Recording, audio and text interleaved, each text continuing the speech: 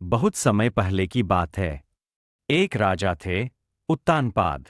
उनकी दो रानियां थीं, सुनीति और सुरुचि। सुनीति सरल, धर्मपरायण और दयालु थीं, जबकि सुरुचि राजा की प्रिय रानी थीं। सुनीति के पुत्र थे ध्रुव और सुरुचि के पुत्र थे उत्तम। एक दिन छोटा ध्रुव खेलते खेलते अपने पिता की गोद में बैठने चला गया।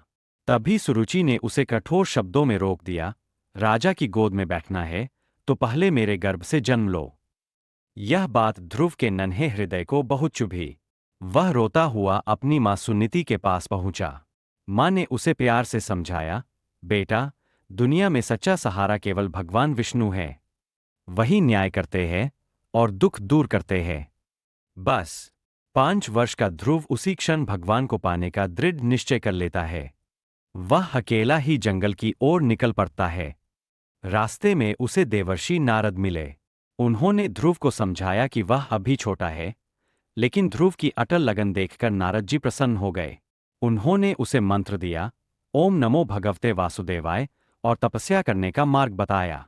ध्रुव ने घने जंगल में कठोर तपस्या शुरू की। पहले फल खाए, फिर पत्ते, फिर केवल जल पिया, और अंत में अपनी सांसों पर भी नियंत्रण कर लिया। उसकी तपस्या इतनी प्रबल थी कि तीनों लोकों में हलचल मच गई। आखिरकार भगवान विष्णु उसके सामने प्रकट हुए। उनके दिव्य प्रकाश से पूरा वन आलोकित हो गया।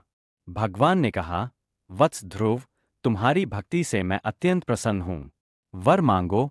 ध्रुव ने विनम्र होकर कहा, प्रभु, मुझे कुछ नहीं चाहिए, बस आपकी भक्ति चाहिए। भगवान मुस्कुराए और बोले, तुम्हें आकाश में सबसे ऊंचा और अटल स्थान मिलेगा। एक तारा जो कभी डगमगाएगा नहीं, वही होगा ध्रुव तारा। ध्रुव वापस महल लौटा। राजा और सुरुचि को अपनी गलती का एहसास हुआ। ध्रुव बड़े होकर एक महान और न्यायप्रिय राजा बने। आज भी आकाश में जो तारा स्थिर दिखाई देता है, वह ध्रुव तारा कहलाता है, अटल भक्ति और दृढ़ संकल्प का प्रतीक। अपमान और दुख भी अगर संकल्प में बदल जाए, तो इंसान ध्रुव की तरह अमर हो सकता है। ऐसी ही प्रेरणादायक और भक्ति भरी कथाओं के लिए वीडियो को लाइक करें और चैनल को सब्सक्राइब जरूर करें।